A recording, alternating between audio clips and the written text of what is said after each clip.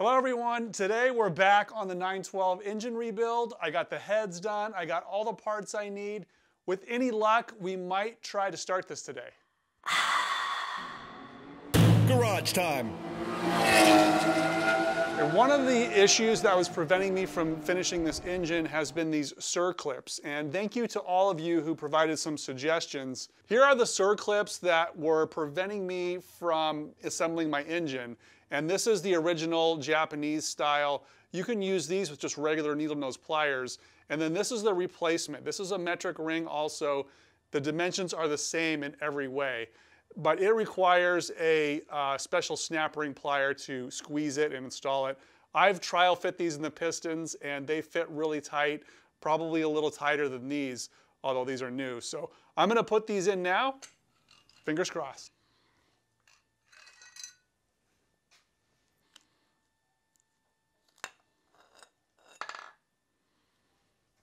I have two ring compressors. Neither one of them is that great. So what I'm gonna try is I'm gonna put the rings on the pistons first, get them seated into the cylinder, and then put the wrist pin in, and then put the oil rings in. I hope that sequence is gonna work out better for me. That way there I can put the rings on and the cylinders on here on the bench, a lot more controlled. Taking the gloves off for this part. This part needs a lot of feel. So I don't want to break a ring, cause any damage. These are all labeled and some of them have directions. Like for instance, this piston has 3 rings on top. The third ring is labeled, it's on here somewhere. Yeah, this one's labeled top, so it goes this way.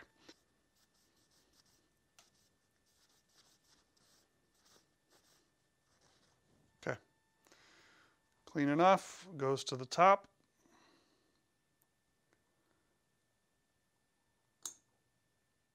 Ugh.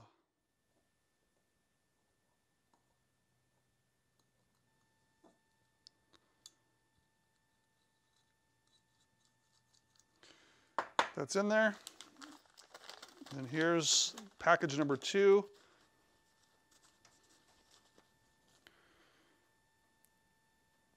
Now in a previous video, I've already done all the measurements. I've done a ton of measurements on the ring gaps, the deck height, all that stuff. So everything I have is correct and I'm ready to just put it together. No markings on this one.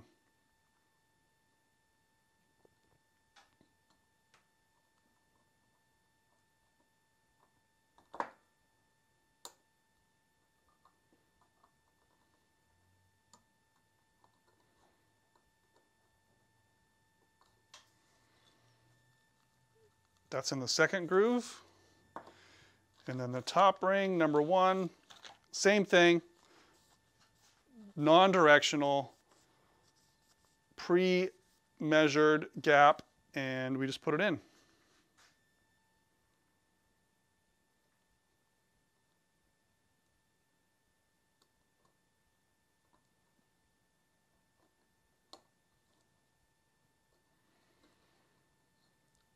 These cast iron rings are very easy to break. So I have a tool that would expand these rings and help me slide them over. But even though it digs into my thumbs, I feel like it's a lot about the feel. And if I use hand tools, you kind of lose some of that. So I'm just kind of enduring the pain and making sure they don't break them. I'm just arranging the gaps now. One there.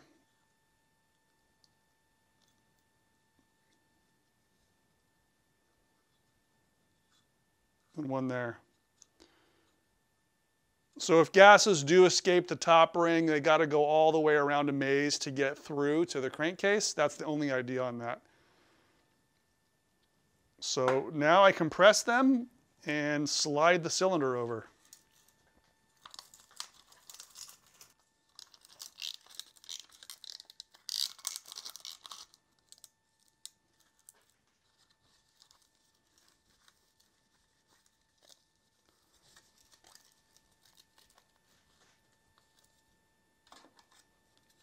Just going to put a tiny bit of oil on this. I don't need to go crazy with it.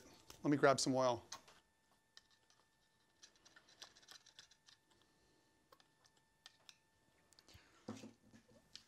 that's it, just a tiny little bit of oil in this. I don't know if you guys can see this working, but when I crank on this, there's a clasp right here, but this just compresses the pistons with these kind of hose clamp things. Sorry, everything's kind of slippery. So it's already compressing it, hard to do in midair. I'm just noticing this portion of the cylinder has more of a chamfer than the top. So it's really best to put it in this way, which means I need to flip the ring compressor around. The ring compressor has these little dents on the bottom, and that gives it something to stop against so the whole thing doesn't go in. So I'm just going to flip this around.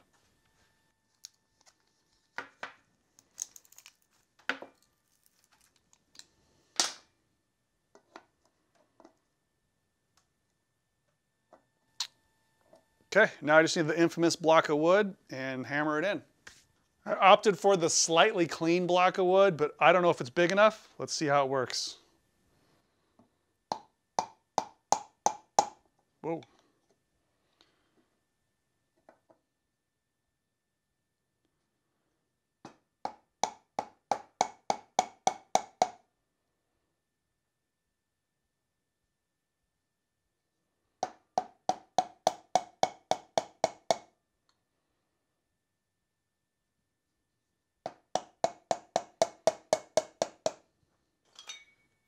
I want to be careful not to go all the way down because that means I won't be able to get the wrist pins in, right?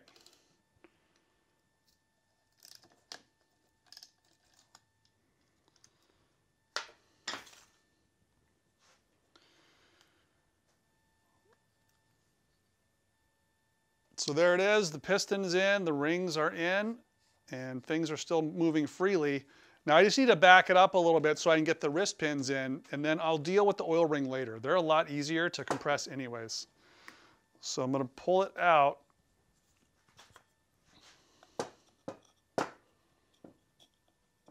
Just going to tap it outward.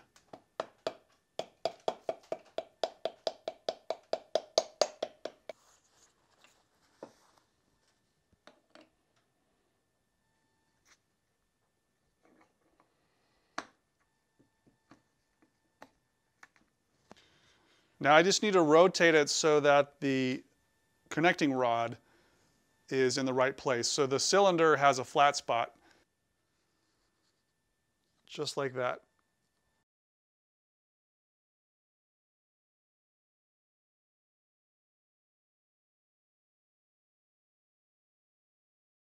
Sometimes when it clamps, there's a little offset here on this ring material. So I like to just hammer that flat. Got a really little hammer on here. So now that's flat.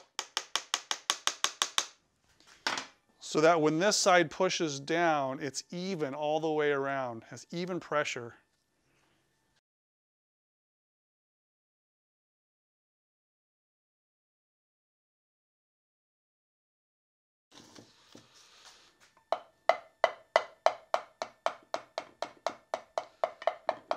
Just enough to get the wrist pin in without letting the rings snap open.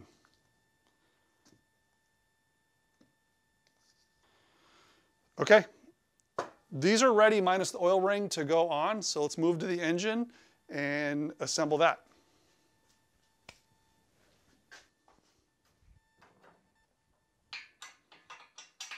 I think I will use gloves for this part.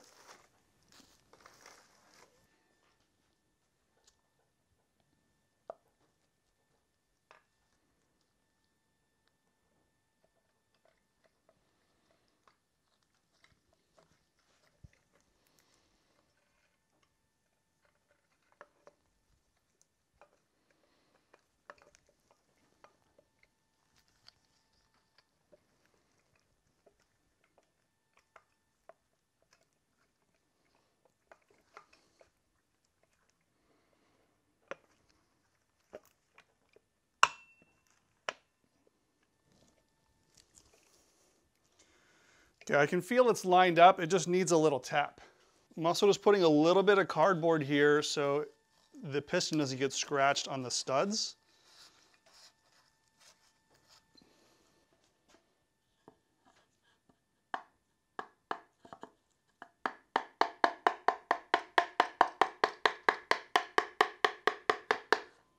Nice. Here's the special pliers that work with these circlips. So this is the part where you want to count, you want to make sure you don't drop it in the engine. So I'm going to put some towels down there in case it does fall in, but this is the risk of these type of pins.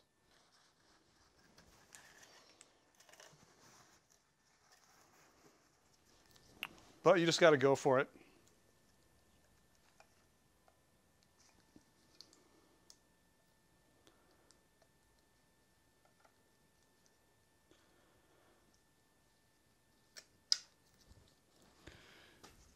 Now this circle has seated, this one's not. So I just use a screwdriver, and I've already practiced this, you guys, because I tried these clips with just the piston. So if you listen, they clipped in. And the other thing to do once it's clipped in is to try to rotate it. And in this case, I can't rotate it without the pliers. And if you can rotate it without it popping out,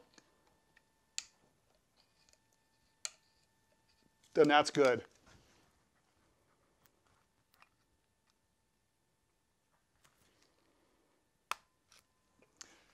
See, that was two snaps. When I tried to rotate it, it wouldn't rotate.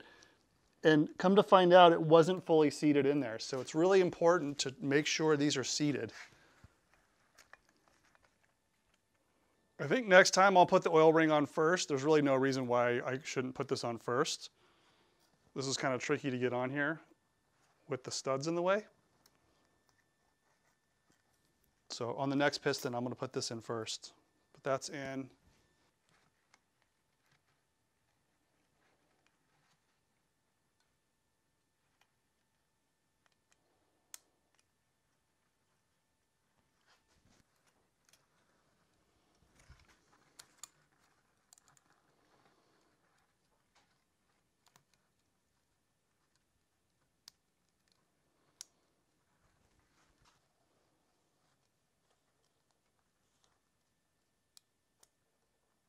And then these gaps, because it's a boxer engine and everything is horizontal, I like to put the oil gaps on the top. Okay, this ring compressor is kind of like the ring. You just squeeze it with pliers. And so this should allow me to compress that oil ring if I can get it in there.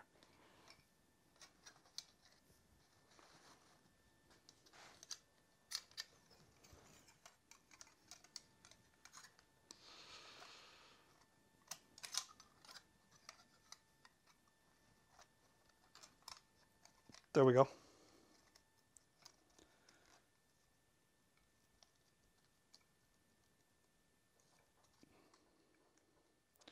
And I think it helps to have the gap alongside this pinch point because that's going to just make it smoother.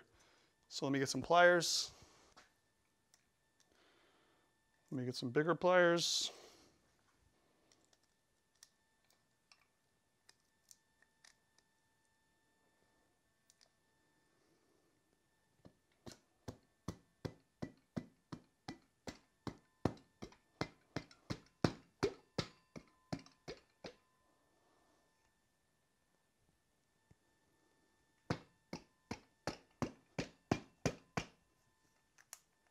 So now we're just looking for any traces of that ring poking out. Those rings are really thin, but I don't see it on that side.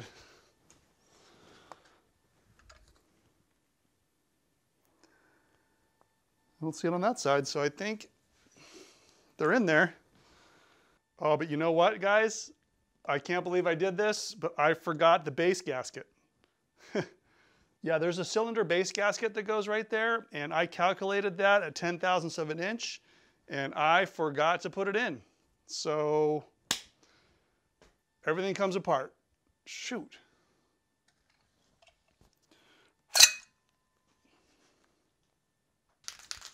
Okay, here's the copper gaskets. I'm just going to do 2 per side, and I have some of this is the Permatex spray gasket sealer stuff. It's made out of copper too.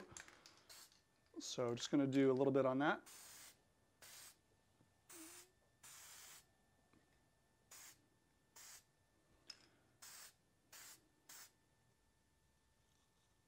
These were cleaned with acetone just prior to putting these on, so you don't want any oil and grease underneath here.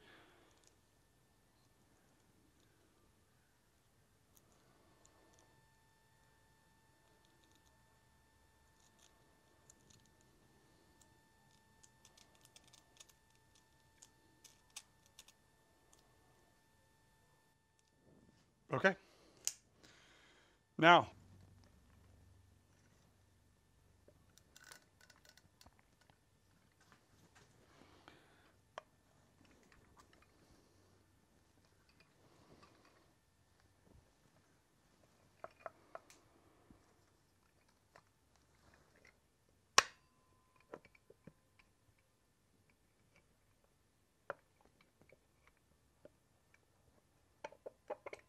there we go.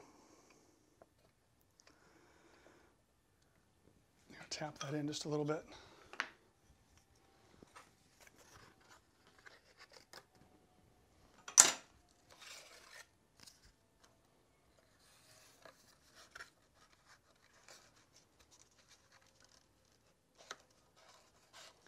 Okay, just a little cardboard on the back side to protect the oil rings this time especially.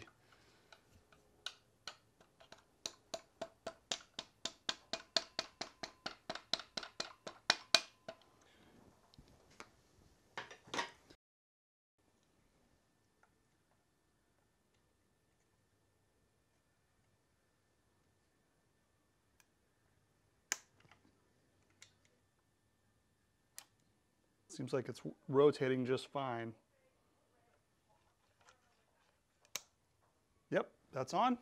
Double checking that the circlips are in on both sides. Both sides. The arrow is pointing to the exhaust on the piston. So this is ready to go. I'm going to clean that surface with some acetone just so we get a good seal with the Permatex.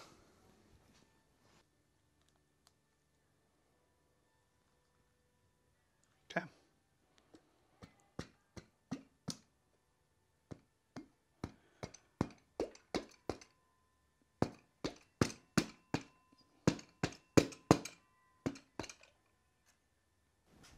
So now I'm just sneaking that gasket back up onto its barrel.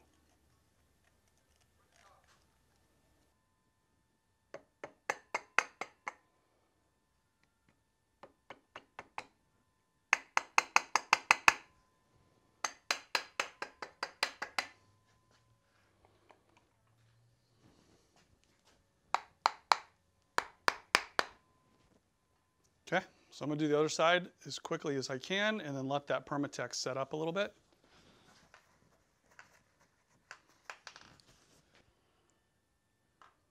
Yeah, the circlip is already in this side, so I'm going to be pushing the pin in from this side. It's going to be really hard to get to it on this side, so that's why I put it in first.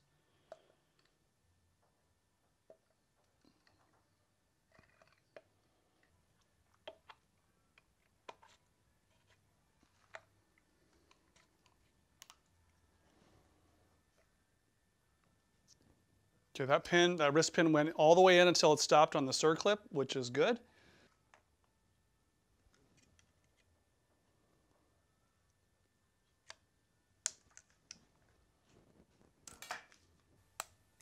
That's that sound. And then rotate it and make sure it's seated.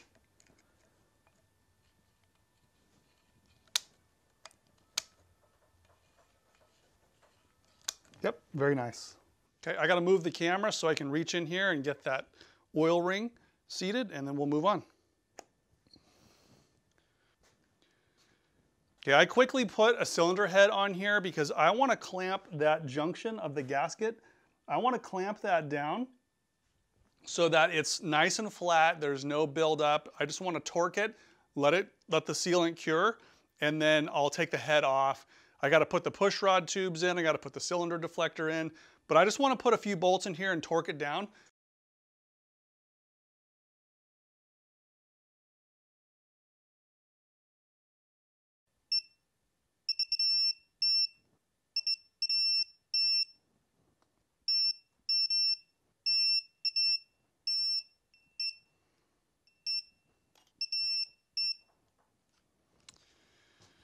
Okay, so that is good for this side. While this side is curing, I'm going to work on the other side.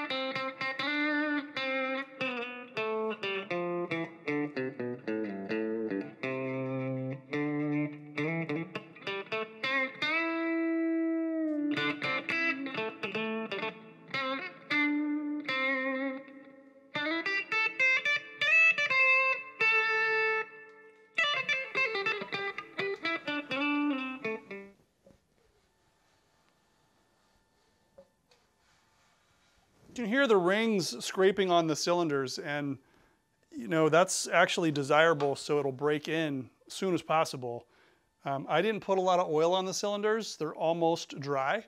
So during startup, it's going to rapidly wear those rings, and hopefully it seats pretty well.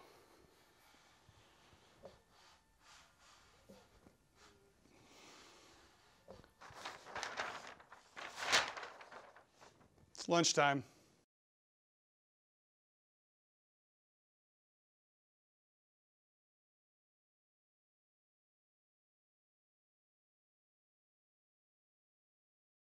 Just going through my gasket kits here, and I have 2 gasket kits, and neither of them have or came with the push rod seals. So I need to go probably to the Volkswagen shop. There's one down the street. They should have the 36 horsepower seals. I believe they're the same. These are like Volkswagen. These are different than Volkswagen. The tubes are different, but the seals I think are the same. This is what you don't want to see after an engine rebuild. Now this was the original one that I did not use. This is an extra one. I purchased more than I needed. So this is the worst thing you can do to an engine builder if you walk up behind him and just throw one of those on the table after he's done. It's going to drive him crazy because he thought he forgot to put one in. But in this case, I double checked, triple checked. This one is my extra. I cleaned these the best I could. I think they'll be fine. Oftentimes, it's recommended to replace these. These bellows only stretch, so much. but there are some aftermarket products. If these do leak, there is an aftermarket product that allows you to put them in without even pulling the engine out of the car. So I'm gonna run with these original ones. If they do leak, I'll deal with that later. I've just been working on these rocker arm assemblies and I've discovered another problem. I can't believe this one. I'm really confused. So as I've said in previous videos, I bought this engine all disassembled and I've been piecing together the components. I got one side fully assembled. This is looking pretty good. I found all the parts. The other side has this spacer block and it's ovaled out. I don't know how this circle becomes oval. This is the rocker shaft and there's absolutely no way this will go over it. And you can see on the top where the bolt attaches through the rocker stand, this portion is completely dished in and depressed. This thing has like been squished. I don't know who or why they would do that or how that would happen if the shaft was in place. The other problem is this shaft,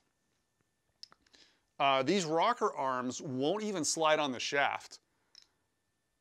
The other shaft was fine, but this whole shaft is also compressed. I don't know how that happens. So this end right here is 0.624. And then if I rotate it, so from 0.624 to 0.632, this is out around by 8 thousandths. It's so weird that's, I've never, I mean, it's a hollow shaft, but the fact that it got squished is kind of baffling to me. There are some shiny spots on it. This is a little bit normal due to wear on the rockers. And you can see it's probably been run upside down at least once because typically the wear's on one side, so someone probably flipped it in the past. These are fine, the surface is fine, but the shaft and the support piece is junk. I'm gonna have to get new ones. I'm also short one of these little thrust washer cages. So I have those somewhere in my own stockpile. So I'm gonna be going through that and looking for the shaft and the support. So that's gonna take me some time. I also got these from the store. These are the Viton O-Rings that go underneath the head bolts. And I was able to find all these heavy duty head washers too. This was in the original box of parts that came with the engine. These are sort of hard to find. They're extra heavy duty, a little extra thicker, hardened washers. I got those. The VW shop actually didn't have the push rod tube seals. I was shocked. They're the same as 36 horsepower, but they didn't have them. So I got a little more work to do in locating parts, making lists, working the list, make sure I'm completely ready for the startup video. I'm thinking that might be next week, fingers crossed. This is part of a rebuild series. So if you haven't seen, there's 3 or 4 more videos on this 912 rebuild. If you haven't seen that, it's part of a playlist. I'm gonna link to that right at the end of this video. So if you haven't seen them all, please get caught up and check them out. If not, see you next week.